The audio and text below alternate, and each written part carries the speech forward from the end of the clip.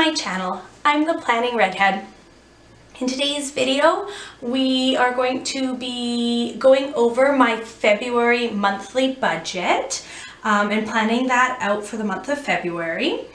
Yeah, so if that looks like something you'd like to see how I go about doing that, please feel free to stick around and watch the video. I'd love to have you along on my financial journey. Yeah, so let's go ahead and get started. So this is me just getting prepped for the entire month. At this point, I do not know what my paychecks will be. I have a variable income, but I do like to kind of plan out where I'm going to be putting my money, what areas of my life need some more funds or less funds, just so I have a good game plan when my paychecks come in, how much money I will need. So, like I said, this is going to be my February monthly budget.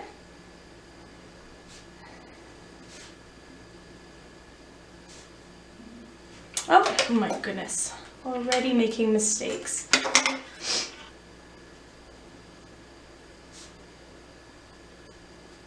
All right, you'll have to pardon me, I have a bit of a cold. My whole family's been sick, so we're trying to kind of get these videos done while I'm feeling well. I hope everybody out there is healthy and doing well. Unfortunately, our family, we've all ended up with colds running through the house. So welcome to winter, right? All right, so February monthly budget.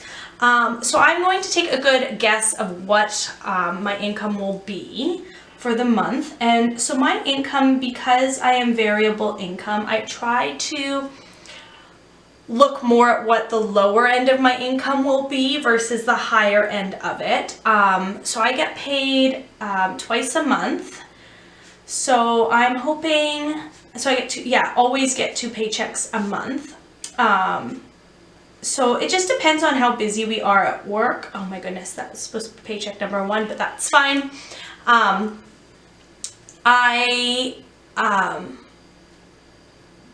Because of the type of work I do, some months we have a lot of work and I'm basically can work as much as I want. Other months are a little slower.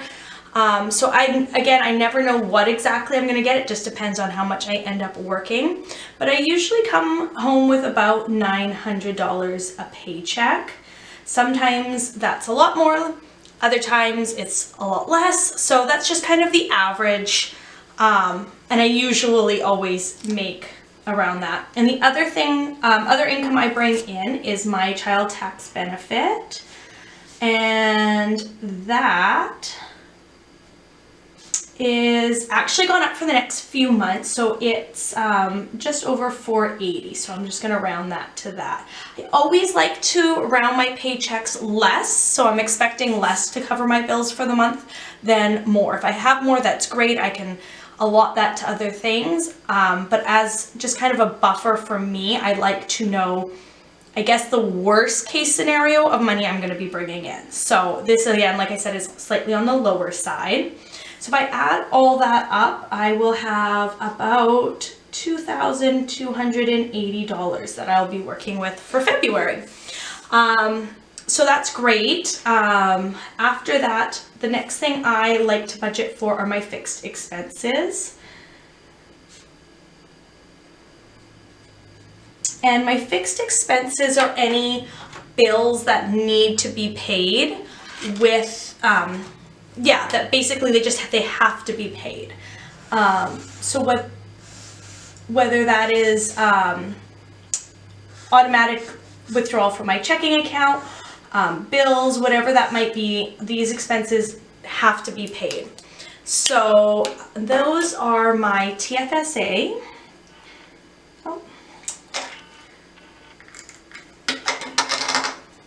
TFSA, and I have an automatic payment that comes out twice a month for that, and that equals $100 each month. And I have my daughter's dance, and for that we pay $425 each month. And then I have my RRSP auto contribution, which is $25 a month.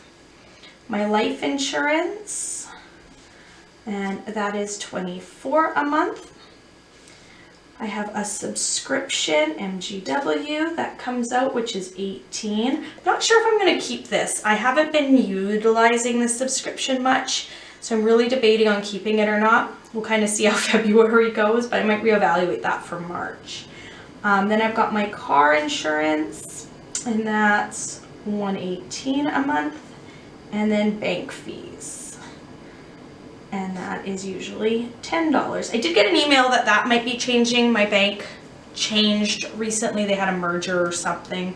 So they're increasing rates, all these things. I'm not sure. So I'm keeping an eye on that. But kind of like I said with my income, where I budget lower for that, I do round these bills up.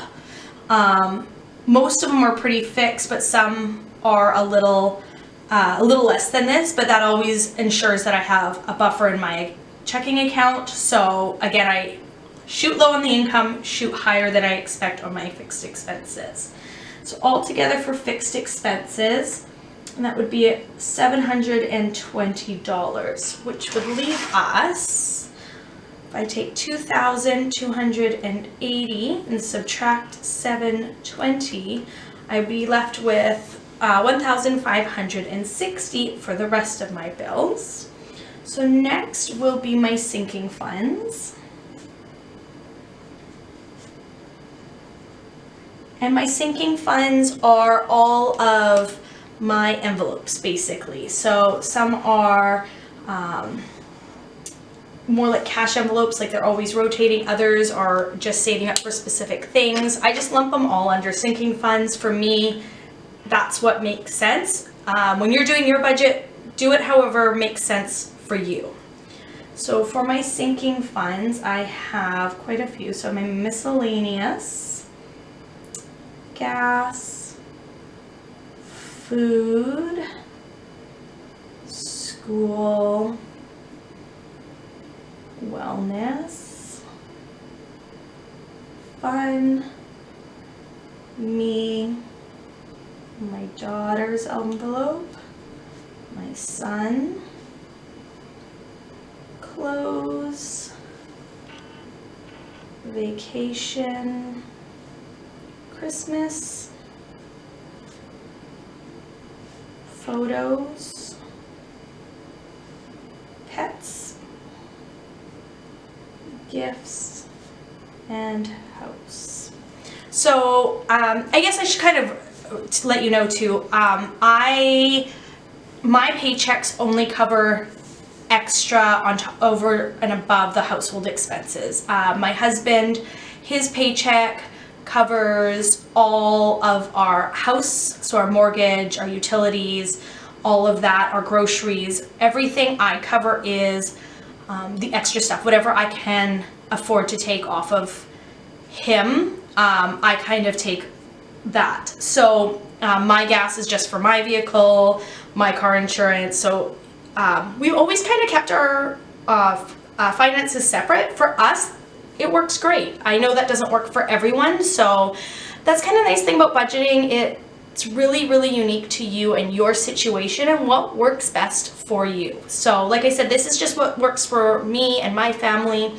Again, if you're new here, I'm a mother of 2 kids and a wife, obviously. And yeah, so that's just a little background on my budgeting and what my budget needs to provide for me. So for the month of February, this is kind of where I'm hoping to allot some of my funds. You'll see that I've had to allot more than I was for some of my categories, just because the costs have gone up, or we have things that are coming up in February that need to be covered.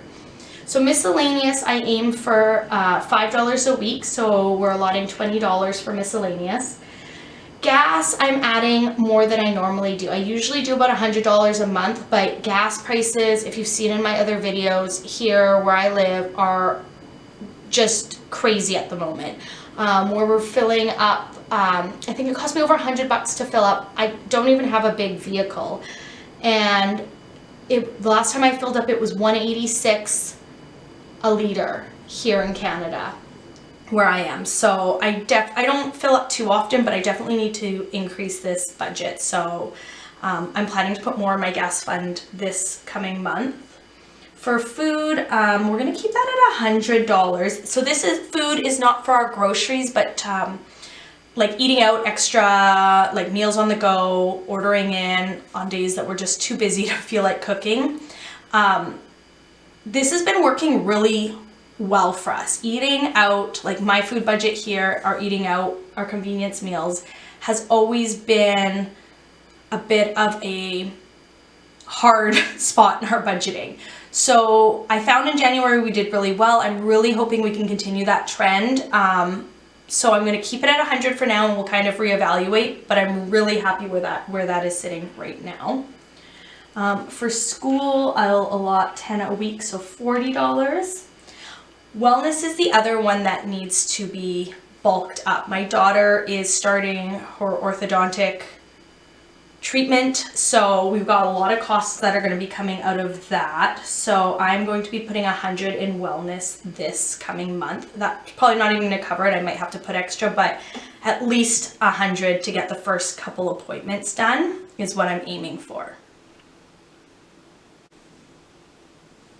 Next is fun. We don't have anything big coming up or weekends that we are free to do anything fun. So I'm just going to keep that at the $10 a week for now. So $40 for the month. We're going to keep that at 40. That seems to be working well. My daughter, we're going to do 100. I was just reviewing some emails and stuff, and I think that this is not going to be enough. I know she needs 2 new shoes, a skirt still I have to get. We have solo cleanings because she does solo dancing, so we have some fees involving that as well as her dance exam. And so altogether that's probably well over $500. So I might have to reevaluate this and see if we can put some more into that. But we'll see the timeline. I don't have all the dates that everything needs to be paid for yet, so I'm keeping an eye on that fund as well. My son is getting his usual 10 a week. His activities are mostly fundraised, so very, very, very low cost. So that's more than enough, and he has so many activities planned in the next month and a bit. It's crazy to see, but he's super excited, which I'm excited for him. So clothes, we're gonna aim for 40 in that. Vacation, same thing. Christmas, we're gonna keep on track with putting 100 a month in and try to get that fully funded and done. Photos, this is for our family photos in the fall. We're trying to get to 300 for that, so we're gonna try to put another 40 into there. Pets, 20. This is just like an emergency fund for our cat in case she needs to go to the vet or anything. Gifts, aiming for 20 in there as well. February is actually my birthday month, so I'm obviously not buying myself a gift, but I do have some other birthdays in the end of February, early March, so I want to make sure we're still funding that, so we've got that, as well as any of my kids, if they're invited to any birthday parties or anything, that'll come out of that fund.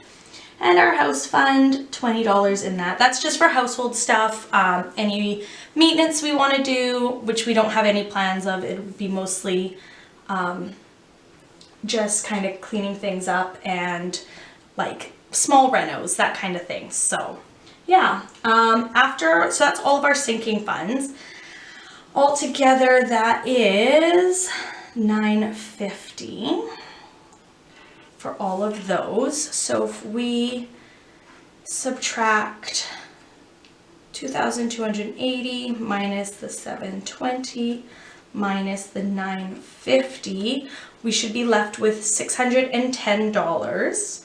So the last things that we need to budget for are savings and debt. And I always like to save 10%. So 10% of 2,280 would be approximately 228. And then I like to invest 5. And 5% of that would be 114. And then after that, sorry, I really like the pink highlighter, especially for Valentine's Day month. It just looks so pretty. So if I subtract the 228 and the 114, that leaves us with $268. And so I definitely want to put a little bit to our debt.